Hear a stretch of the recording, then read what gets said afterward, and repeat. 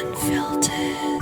Like you're in another world, like you zone out. You know what I'm saying? Hello and welcome to Unfiltered. I'm your host, Georgii Speakman, and today we're diving into a topic that's both deeply personal and universally relatable: self-sabotage.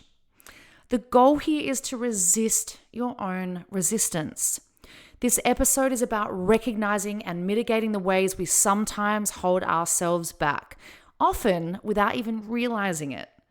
If you've ever felt stuck, unmotivated, or like you're standing in your own way, this one is for sure for you. So let's touch on self-sabotage. Self-sabotage is when your behaviors or thought patterns interfere with your short and long-term goals. Sometimes it's glaringly obvious, procrastinating on an important project or avoiding opportunities out of fear.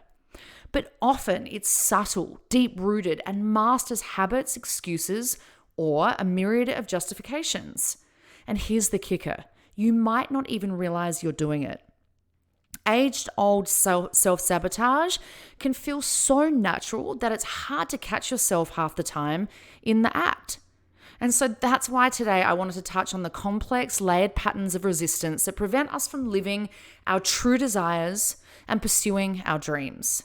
I've sure as hell been guilty of self-sabotage, and I know a hell of a lot of other people close to me have too. And I'd like to preface by saying that I'm sharing this episode for the purposes of motivation, inspiration, and just having the opportunity to speak from the heart, from personal experiences, and not as any form of professional advice.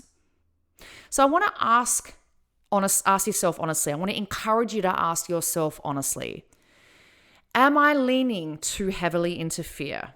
Like half the time we don't even know that we are. Fear can masquerade as practicality or just about anything.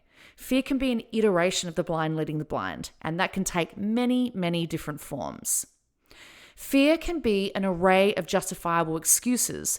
Oh, I'm broke. Oh, I'm so busy. I'm in a shitty relationship that's not allowing me to create. I'm too broken from my past. I don't have the energy. I never have the time, and so on, leading us to avoid taking the very risks that could help us grow. Ask yourself, what's stopping me? The million-dollar question. Is it a fear of failure, fear of success, fear of judgment, fear of having to maintain the dream? Unfiltered.